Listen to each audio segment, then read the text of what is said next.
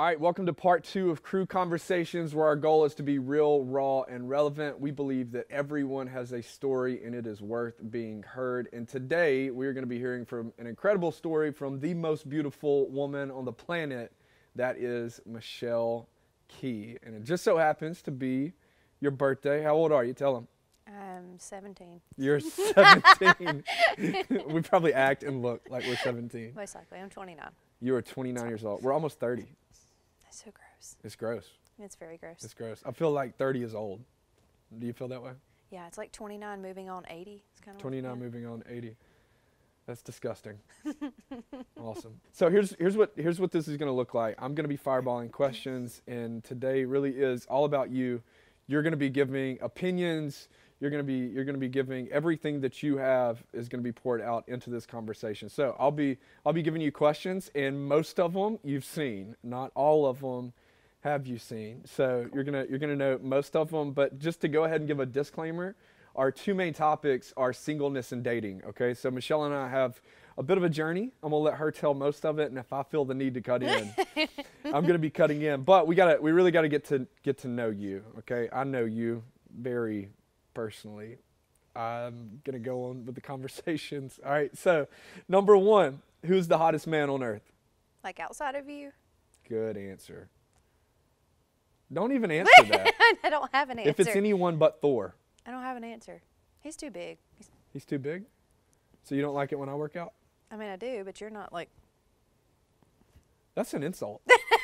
I didn't mean All right, it like question that. number 2. What shoes were popular when you were in high school? Oh, those Clark, you know what I'm talking about? Yeah, Wallabies. Clark, yeah. Yeah. And the Sperry boat shoes. Sperry like, boat why shoes. was that a good idea? I was on a frat-tastic voyage, and I never wore Frat-tastic. the Sperry boat shoes at Because all. all you wore rainbow sandals year round. And you loved it. I didn't know you in high school. You wish you would have. What song did you know every word to in middle school? Aaron Carter House Party. Sing a little bit. Sing a little bit. I can't. I can sing every word. Please go. Please go, and I'll stop. I can't. I can't. This is Giggly Michelle, which is always really, really fun. All right, what was another song? Oh, I don't. What was that boy band? Backstreet Boys? No.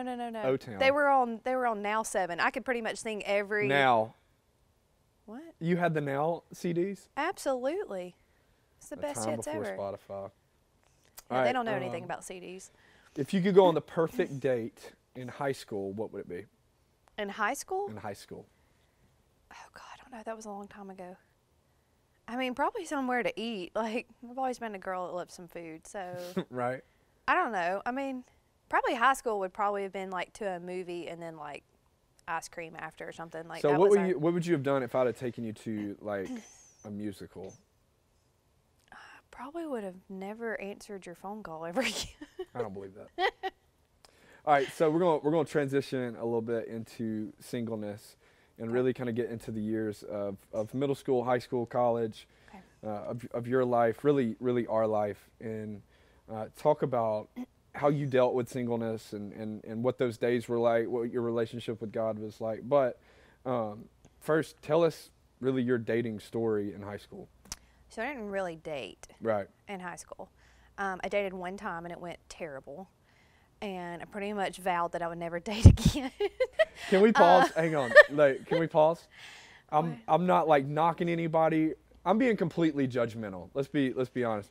We saw the one guy that Michelle dated in high school not too long ago when we were out on a date, and she said, "Hey, that's the guy I dated in high school." And I was like, "You're lying. You could do so much." Like, I don't think I'm the best looking guy in the world, but yeah, I feel but I mean, like let's rewind, like, because they don't know. Like, I grew up, like, Coleman is country, but I grew up in Kimberly. Like, I drove a truck. I had a BB gun by, like, the age of 5. Like, I wasn't a typical girl, and so this guy was, like, all into, you always like, had some Copenhagen and jacked up truck, and, like, he did all the country things. Like, there's nothing wrong with that. That's just not my cup of tea anymore. Mind you, when Michelle and I met, I drove a 2001 Altima. With one rear. With one side view mirror. Michelle drove an FX4 F-150 with a lift on it. and didn't have a lift. all terrain tires. I didn't have a lift. Go on with your story. Okay. Dating, singleness in high school. Talk about it. So I had that one relationship, and I thought I loved him just because I had never been in a relationship before, but we dated for like 3 months. And so come to find out, like, he had cheated on me the whole time. What did that do to you? It devastated me that year. I mean, I was a junior in high school, and so I'd never really had a real relationship before. Because for some weird reason, I had a great home life, but I had some trust issues, and I think it was because I always feared that that's what would happen to me. But I was also pretty feisty, so I was very like, No. I'm not going to do anything I don't want to do, and that was really the issue. Is he wanted me to be a girl that I wasn't, and so because I wouldn't back down to who I was and my standards, he went and found what he wanted somewhere else, but kept me along for the ride. And so, Did that ever make you feel like you weren't adequate enough for him? Or it did for him. I wouldn't say in general. Luckily, I had a really strong relationship with the Lord, and I had parents who instilled those values in me and taught me my worth yeah, most of the time. But I think at the time it did. I think it really kind of just strung a chord in my heart that it hurt, because I think I did allow myself to kind of trust him, and then yeah, that when trust was broken. yeah, for sure. Yeah, yeah. What about? I know you just dated him, but what about relationship with other guys? So outside of him, I mainly just had best guy friends, but I did have other guys that I think they thought I was attractive. But I mean, in high school, like, I mean, I don't mean this rudely. I just think at that age, boys don't look for the right thing. So Right. what we looked for in each other in college was completely different than what you would have looked for in high school. Like, Right. it's very physical. It's very like what meets the eye, kind of what appeals to you. And so I played sports. Like, I was kind of built. Like, I was always a thicker girl, and I had quite a few different guys tell me that, hey, you know, if you'll lose a little weight, like, more guys would date you, right? And then I had a couple of guys even say, like, hey, if you would just, like, loosen your standards a little bit, like, why are you so uptight? If you do a few extra things and loosen your standards, more guys would date you. And I just remember being like, what? Like, So how did you like handle that? Because honestly, you can be mad in that moment, but how did that not stick? And I know it had to hurt, number one. Right. And and then cause I me want to to go kill the those opposite guys. way. Just as husband right now, really honestly, I would love to beat them up. I'm gonna leave that there, because that's horrible to do to a woman. But how did you not lower standards, and how did you not take that so personal? So it's just my personality, honestly. I think there's a lot of it. I'm very headstrong. I'm very driven. When I decide that this is what I want, I'm not going to back down from that. And so for me, I had such a strong relationship with Jesus, and I truly valued the gift of virginity, and I truly valued just the thought of being able to stand on my wedding day one day. Even at like 15 years old, I remember thinking, like, that's so cool, you know, to like save yourself and like never know anyone else. Like, I just always thought so differently about it. And Yeah. so honestly, I think it cut me pretty deep when they would say that, because there were times where I'd be laying in my bed at night and talking to the Lord, and I would think, like, you know, maybe more guys would like me, but I'm just not doing it. Like, I remember telling the Lord that. Like I said, if I am 35 years old one day and I still don't have a boyfriend or I'm not married, like, I'm not doing it. Like, you have given me a gift, and you have really shown me who I am, and I'm just not, like, I'm not backing down from that. And so I'm just going to trust that you're going to send me someone. Yeah. And then he did. Yeah. I'm about to stinking cry. a little emotional. There's no crying. It's my birthday. All right, so with that, staying on that same topic, there are so many young girls, especially out there, who are suffering from eating disorders, bulimia, Absolutely. anorexia, because they have been told something like that. What would your words be to them? I think I would tell you it's not worth it. Yeah. It's a deep stronghold, I will tell you that, because I think I went through a little bit of that in college, and it was years after anybody had ever even said a word to me about being thicker or, you know, not being skin and bones, like whatever their perception of perfection was. Yeah. But I remember in college, I think I went through that. Like I finally realized I had some hormone issues and got that balanced out and started losing weight. And so I kind of went far left with it a little bit. I ate healthy, like I didn't skip meals and I didn't do anything like that, but I was very into working out. And so I would just tell you, be careful with any of that, even if it's, okay, well, I had ice cream tonight, so I know I can do 30 extra minutes of cardio tomorrow. Like there's a very broad range of eating disorders. And I think as females, it's super easy to get caught up into that. We're hard enough on ourselves, but then we've got social media, there's magazines, Yes. movies, TV shows. And then outside of all of that, if you have a story like me, then you have someone else out there telling you that you're not good enough. Yeah. And so I think the biggest thing I would tell you is find your identity in Jesus. Like outside of Jesus, no one's word should hold weight in your life. Yeah. And so if it is not what the Word of God says about you, it's not right and it's not true. And so if you can ever get to a place in life, join a small group, do a freedom group. Holy cow, do a freedom group. I can't tell you how much that helped me. Find girls who will speak life into you. Yeah.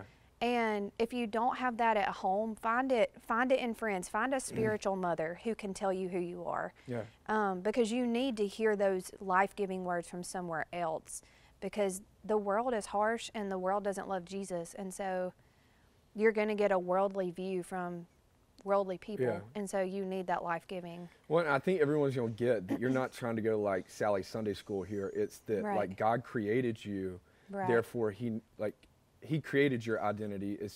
We have to tap into it. Right? Absolutely. Don't let it come from anybody Right. else. And you've so, just got to truly understand that. yeah, and I would say from a husband's perspective, it's amazing having you walk in that, knowing that you know your identity inside Christ. And you may call it stubbornness or bullheadedness. I call it confidence in Jesus. And we'll get to a little bit more about that in a little bit. But I mean, you put your hope in Him, you put your identity in Him, your trust in Him.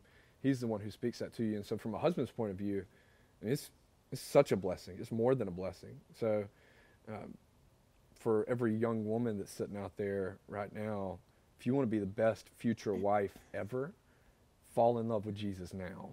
Yeah. Right? How would you say being single was something that helped you to be married today?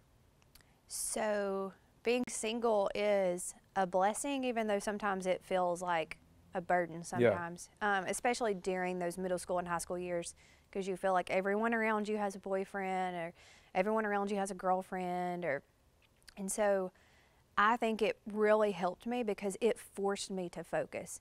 Even in seasons where I was 100% okay with being by myself and not having someone, and then in seasons where it kind of got old being the third wheel, I mean, I had two solid best friends in high school, and they were constantly in long-term relationships. And so I would say 80% of the time I was fine with it, but there was that 20% of the time where I was kind of like, I just felt lonely, And I think we want to count loneliness out, that it's for someone who's been through a divorce and goes home alone at night, who hasn't known going home alone in a long time, or it's for someone who's older and lost a spouse. But I think the truth is, I was like, I think students really feel lonely most of the time, and I think that's why we seek that out. And so for me, I had to learn to use those times. And so there were some times that all my friends, like once we got older, especially like senior year of high school, there were a lot of times where I didn't have plans on a Friday night because we were at that age all my friends went on a date. And so, and it wasn't cool for me to go on the date with them every Friday night. And so there were times I learned to use that time. So I mentioned I played sports earlier. I'm sure most of them probably know that. But I remember there was a season where I just told the Lord I was going to use it. So I figured out a way to use my loneliness, and I started actually mentoring some of our younger athletes. And so I would go pick them up and take them to bowl or, whatever they wanted to do because they were younger, and we would just go have fun. But I really do. I think it forced me to focus on Jesus, and I am super grateful that mostly by choice, because I wasn't the popular pick for dating, but that I was forced to focus on Jesus throughout those years, because then once I got into college, I wasn't constantly looking for a relationship, and I wasn't worried that I was 19 years old, didn't have a boyfriend, and what if I turned 25 and didn't have a boyfriend one day? Like, I just worked on my relationship with the Lord, and once I got older, that kind of transitioned into helping me ask questions like, Lord, what kind of wife do you want me to be one day? Like, because I want to be prepared when I meet him. And Gosh, I love you. yeah, I just started asking questions about me instead of praying for the right person all the time. Yeah. And I don't think that's wrong. I mean, I prayed specific things that I wanted, and I 100% got all of those things. Hey. But I just learned during those times to spend more time asking the Lord questions about myself and personal growth and how do I look more like you and how do I serve and how do I be the hands and feet. And so it really just shifted my focus constantly. Yeah. So what would you say to the young man or woman that's sitting out there and they're single, but like they're like, man, I want to date so bad. Maybe they're like, they would call it thirsty, you know, like I'm sliding into the DMs, I'm sending text messages, you know, I'm ready, I just want to go on a date. What's up? Yeah. What would you say to them right now? I think that desire is perfectly fine. Yeah. I really do. Like, I think if we didn't have the desire to date and the desire to be in a relationship, like, how would we get married? You know, like, it would be weird. Like, you would just walk up to some stranger one day and be like, you're it. Let's do this thing. Go to the courthouse. Like, you wouldn't know each other, you know? So I think that's fine. Like, dating is such a fun season because that's when you get to know someone. But I would say don't be so ready to date that you bypass your standards or you bypass the things that you've prayed for. Like, because I think we can get to such a state of like, I just want to go on a date. Like, it's been a year, that you'll go on a date with the first person who asks you, and then you get emotionally involved with them, and it's not the right, you know, situation. And then sometimes emotional involvement can lead to physical involvement, and then you're really opening up some doors that maybe you didn't mean to open up. And so to me, it kind of opens a can of worms if you just jump at the first thing that comes your way. So let's transition on into dating. I want to spend just a little bit of time here. Explain our dating journey just a little bit, if you can. Just a little bit.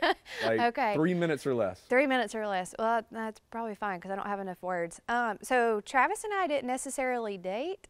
Right. Really? I mean, we were best friends. So we were best friends in college. Toward the end of our freshman year, we decided that we loved each other, but we weren't going to talk about it. And so then we would just make jokes that we were going to get married one day. Travis moved to Jackson, Tennessee to play baseball. We kiss every now and then. Randomly. We would act like that didn't happen too. And then we would like go to movies by ourselves, but it wasn't a date. I don't know. It was just very strange. So he moves home from Tennessee, gives his life to Jesus. This is like the really long and short of it. And then once he gives his life to Jesus that summer, by March we started dating. By December we were engaged, and by May we were married. So bam. But that was like a 3-year span. So yeah.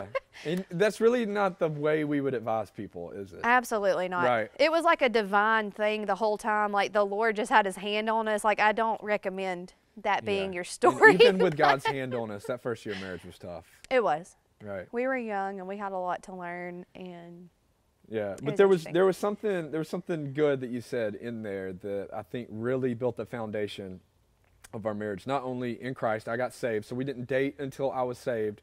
Until well after you were saved. Well after I was saved. And what would you say to the person that wants to do what they call missionary dating, right? Like, man, you know, he's so fine, you know, but I can get him to church if I date him. No. Yeah, don't touch that, right? Don't do it, because I know this does sound Sally Sunday School, but you know, like every youth event you've ever been to where someone stands up on a box and they're like, how easy is it for me to pull this guy up? And it's not, and then they pull him off the box. That's literally missionary dating though.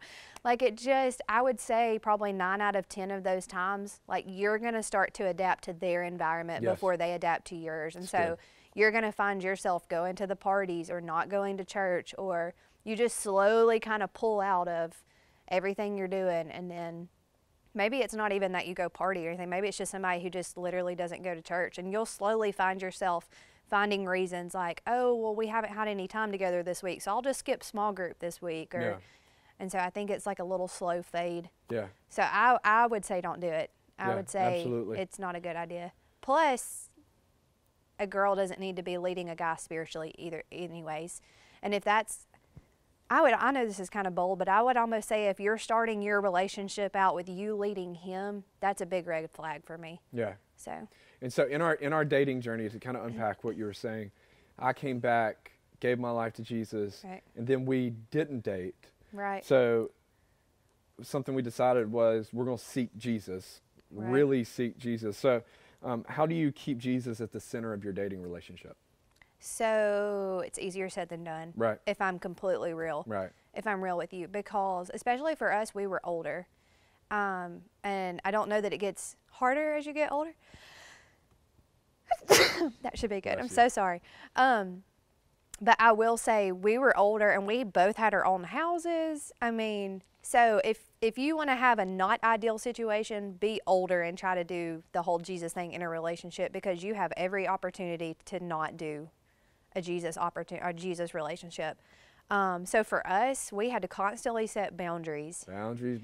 And we set boundaries well before we ever dated. Like, I think it was just like random things we would talk about as we were best friends. Like, I think you completely knew where I stood without me ever having to say a word. And so that's great. But we also had conversation after conversation after conversation. Like, hey, I mean, because I was the good girl, like, my mind didn't really go to those places most of the time, which can... But they did.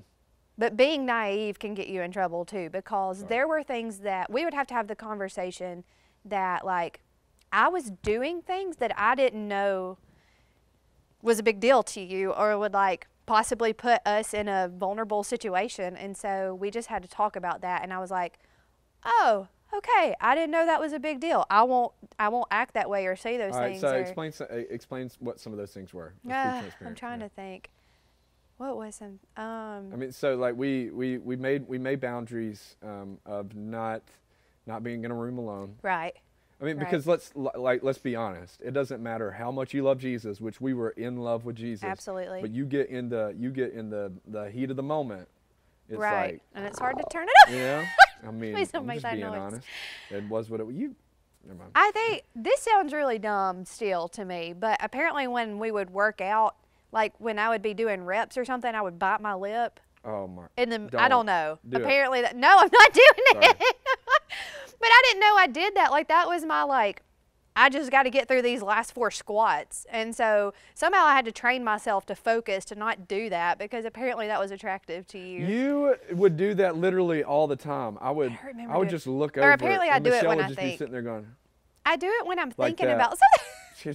she's thinking about me.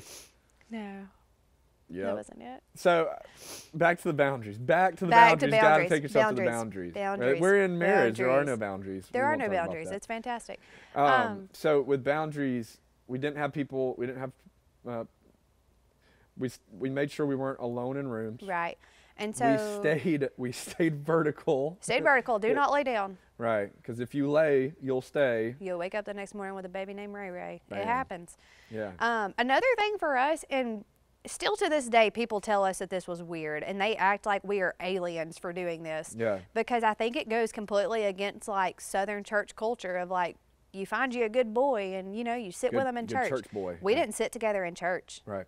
And we didn't worship together. And I will be honest, there was even a time where I'm like, is that a big deal? But it was, because you remember the night that you, like, legit fell head over heels in love with me and you knew I was it? Can I explain it? Sure. So, when I fell in love with Michelle, this is how, like, This is so crazy strange. Christians we were. It was We're over New the Year's top. Eve. New Year's Eve? It was New Year's Eve, and we went to a person's house we did not know. We now know him We now. kind of knew him.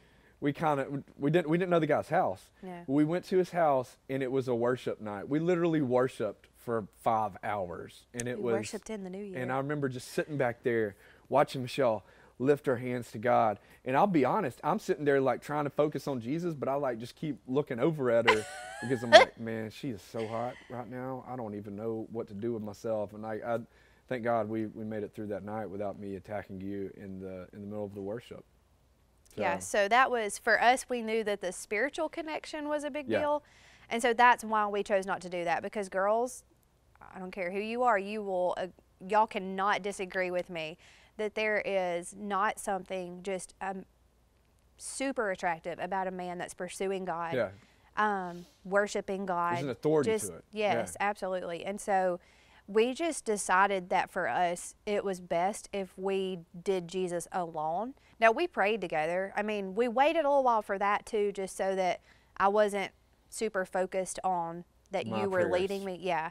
Yeah. And so, but that was just a big deal to us. So we didn't sit together in church until we were almost engaged. And to give like context for that, when you transition that into marriage, when we got married and we were mad at each other and we didn't want to have anything to do with each other, especially in that first year of marriage, we would both go back to Jesus because that's what we had originally. Right. And honestly, if And you we don't knew what have to do. Jesus as the genesis of your own personal relationship, it's going to Mm-hmm. make your relationship with each other way harder. And so Right. we would go back to Jesus and he'd be like, no, I designed this.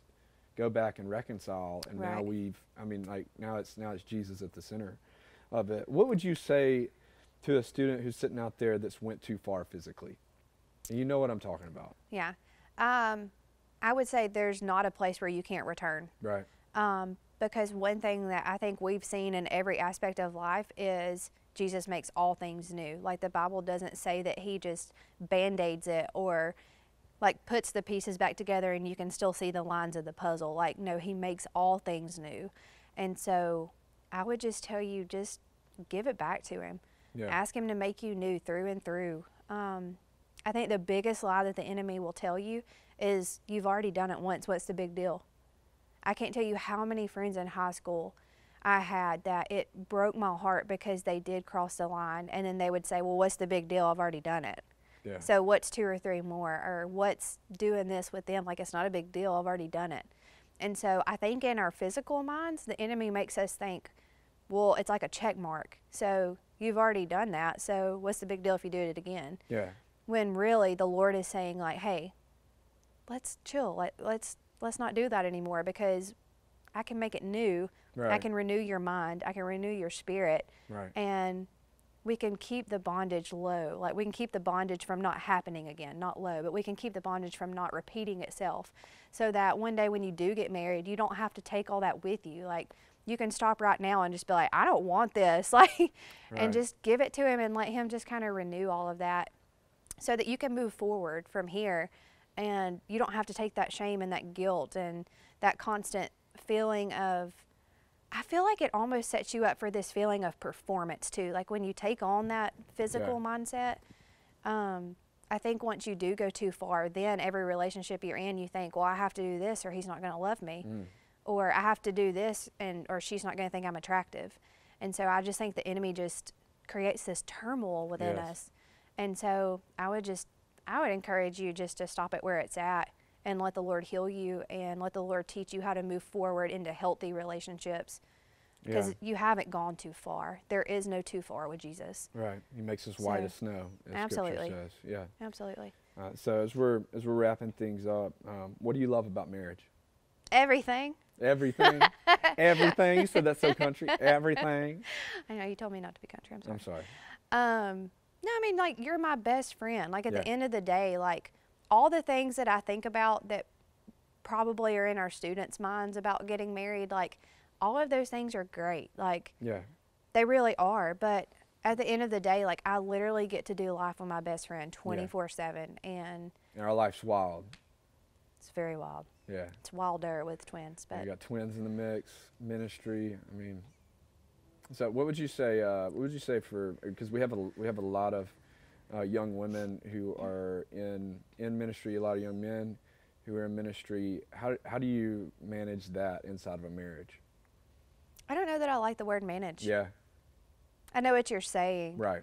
But I don't feel like I have to manage anything because I feel like I was called for such a time as this. I mean, literally. Like, I just feel like that this is what I prayed for. And so even on the hard weeks and even on the busy weeks where we haven't seen each other, I just, like, I am reminded that this is the best life ever. And so when I said yes to you, I said yes to all of this.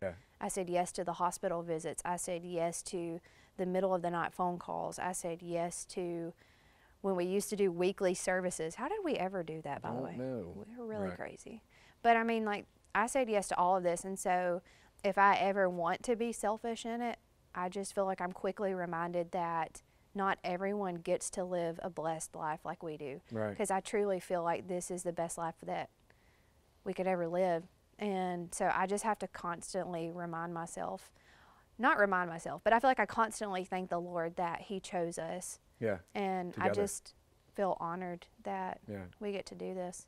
Yeah. And I would So- say on my end as a pastor, it is equally, if not more, of an honor to have somebody that's really, one thing I say about you all the time is that you're my teammate.